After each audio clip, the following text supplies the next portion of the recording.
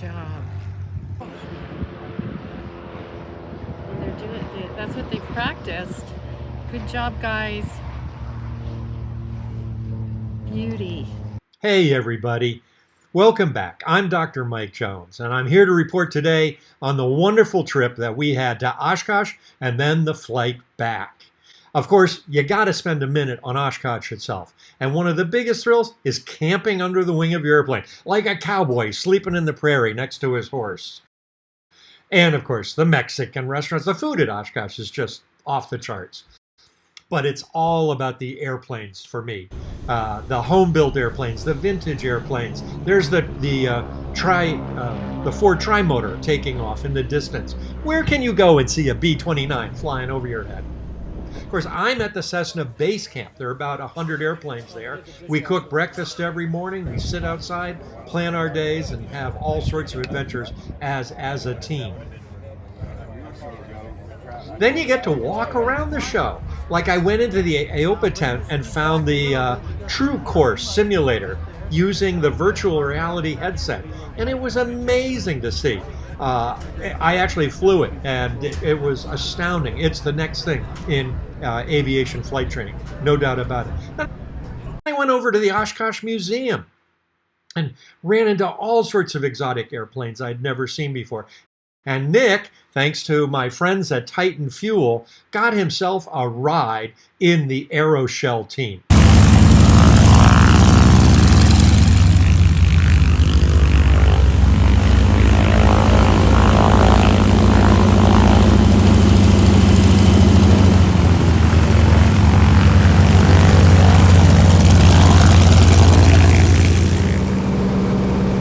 He's still smiling about that today. And they did loops and rolls. It was a little smoky. Remember, we had Canadian forest fires, but it was an absolutely wonderful experience. They couldn't have been kinder to him. Of course, we had 5 different thunderstorms at this show, but the Cessna Base Camp does a great job. We cooked breakfast, we had lighting, we had charging stations. It was always cool. But Oshkosh really is about the airplanes. I mean, first, there's 10,000 general aviation airplanes there, including home-builts that you can't believe actually get into the sky. There's vintage airplanes, award-winning vintage airplanes. There's planes from NASA, like the Super Guppy here. The V-22 Osprey with its amazing folding wings. And of course, the F-22, protected by armed guards. Nobody was getting too close to that baby. And the C-17 and the U-2. And of course, at one point or another, all of these airplanes taxi out and fly. So our plan was to head home on Thursday morning. We had watched the Wednesday night Twilight Air Show, an absolutely astounding feat of airmanship. And on Thursday morning, it broke. Beautiful day, sunny, warm. We leisurely got up and loaded up the airplane, had breakfast, bought fuel, did all the things, pre-flighted, did all the things you got to do when to have a successful flight. We only made one itsy-bitsy tiny little mistake, and I will show it to you now. This little gadget, this little beast of electrical wizardry, is how you connect the GoPro camera to the airplane's intercom system.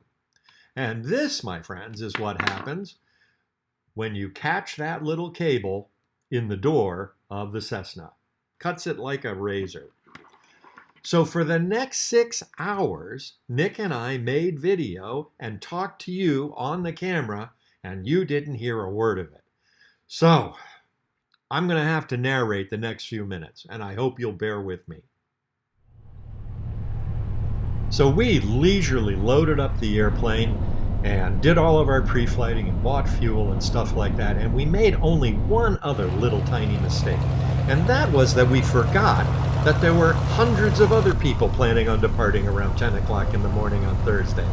And so we ended up being in the conga line to runway 27. And it took us 80 minutes to taxi. One of my friends was looking at the ADSB at Oshkosh at that point and said there were approximately 150 airplanes waiting to depart around 10 o'clock in the morning. And as you can see here, there is an endless line of airplanes in front of us. And eventually they made it 2 lines of airplanes, one on the taxiway and one on the grass, like you see here. And then over on runway 36, there was another line of people coming up, getting ready. It was amazing to see, and the marshals do a super job, but good heavens, it just went. And people were overheating, and oil temps were getting high. It just went on and on. But finally we got onto the hard pavement. They split the planes on our side into 2. They would alternate them moving up, and eventually we were cleared onto the runway. And the guys from 36 were on our left. You'll see a V-tail Bonanza depart before we get permission to go. And then finally we hit the gas, rocked down the runway, and you'll notice I was a little premature in pulling off the runway, and sure enough the plane settles back down for just a second before getting the airspeed it needed to go. So that's density altitude. Density altitude in a hot, heavy airplane is a bad combination, so always be careful about that.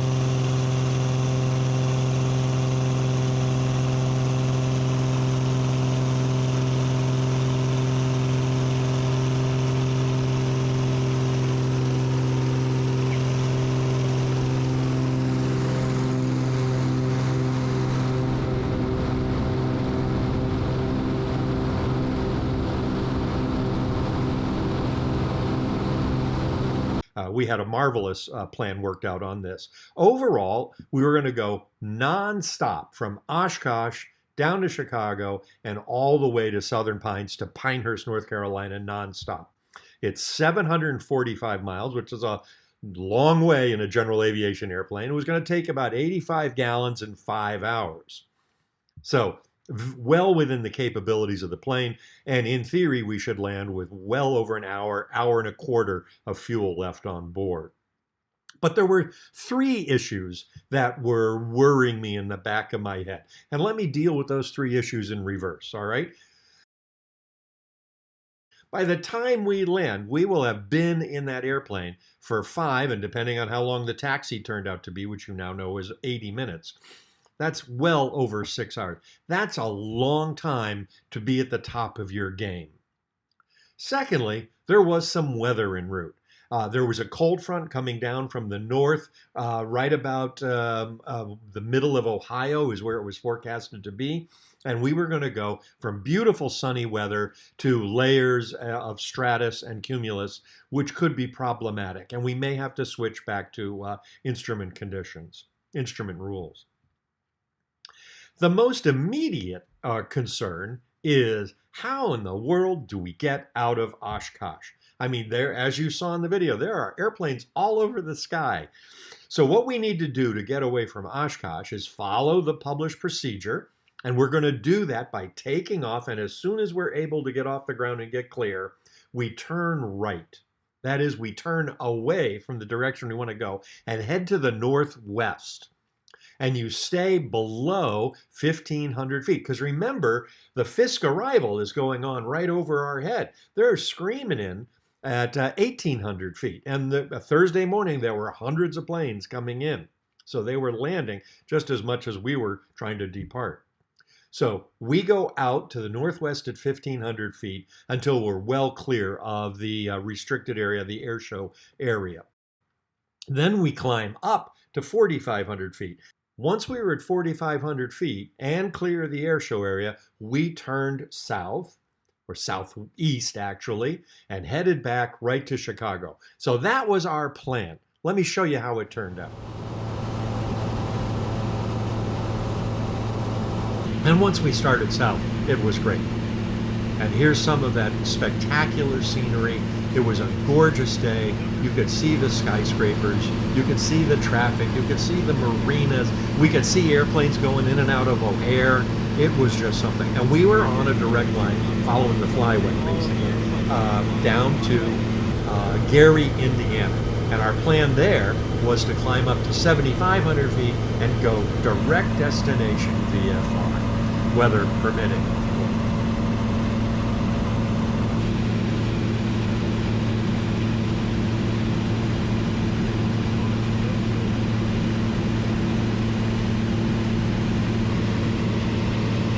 There's the John Hancock Tower. In the back is the Sears Tower. More marinas.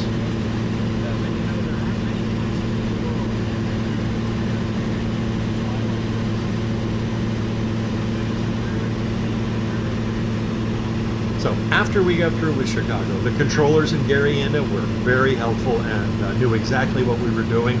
So we hit that waypoint, dialed direct, and off the way we went. Climbing up to 7,500 to cooler air. And we were over the farms of Illinois, and then Indiana, and then Ohio. And as we went farther to the southeast, there was a front in our way that we were aware of, and we were watching for that. But it was VMC, so I let Nick fly the airplane. He probably got an hour of stick time in, which was really great. He enjoyed it a lot. But you'll notice as we proceed farther and farther to the southeast that the weather started to deteriorate. Not in a nasty way, no convective activity, but something we had to start to pay attention to. And as we got farther and farther, I finally, we got between two layers, and finally I said, okay, it's time to go IFR. And we filed a flight plan in the air, which was a first for Nick also, always learning, having fun. And we went down to 7,000 feet and motored along there.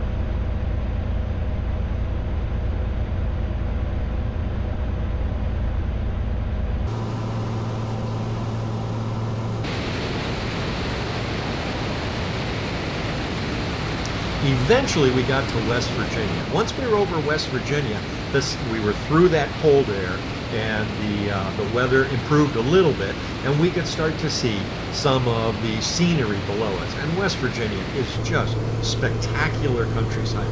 These mountains go northeast to southwest. You can see where glaciers and erosion have carved them away.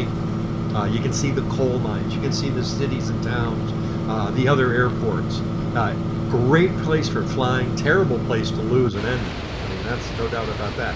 But as we got over western Virginia, another problem arose, and that was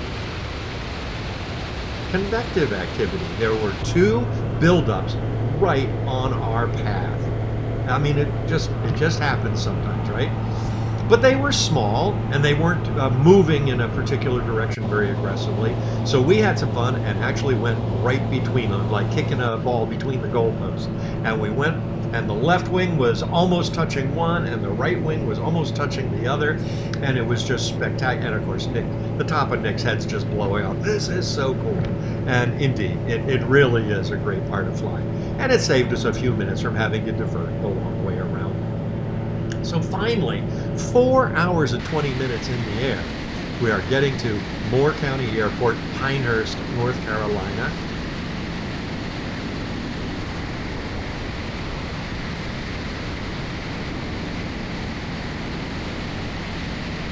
I want to show you the approach here. This was really, I thought, one of my best parts of flying. Standard approach into a well-known airport. We made all the proper radio calls. We used our checklist. We did our gumps. And I flew a mid-field crosswind at 1,500, 1,600 feet. You can see the runway coming up below. And we made our turn onto the downwind.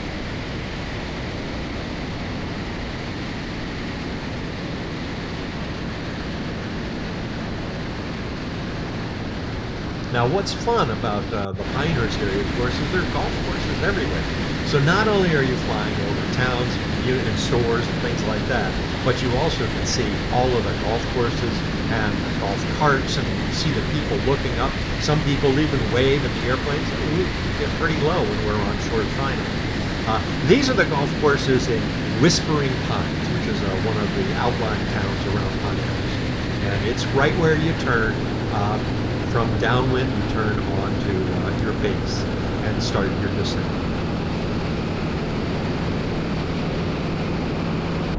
At this point, I've got in 20 degrees of flaps. The gear is down, checking all of the gauges and instrument, and finally we're turning into the afternoon sun, of course, so you get some extra glare, but end up on short final.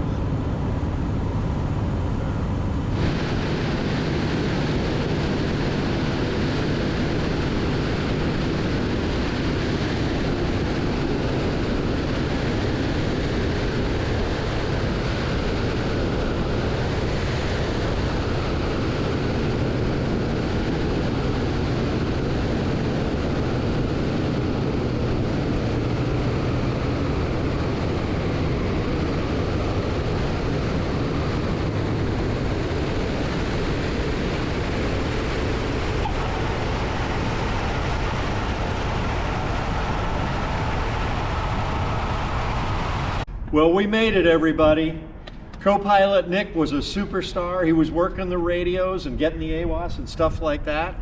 And the plane worked super. This last flight was 4 hours, 41 minutes, and 31 seconds, which happens to be the longest flight I've ever done in 30 years. So that's an exciting time. And Oshkosh was great, fabulous. A success, for sure. We learned so much. We saw so much. We met so much. And we ate so much. Yes. That was a good part too. That was a good part too. So all in all, Oshkosh 2023, a huge success, and I hope you've enjoyed this video.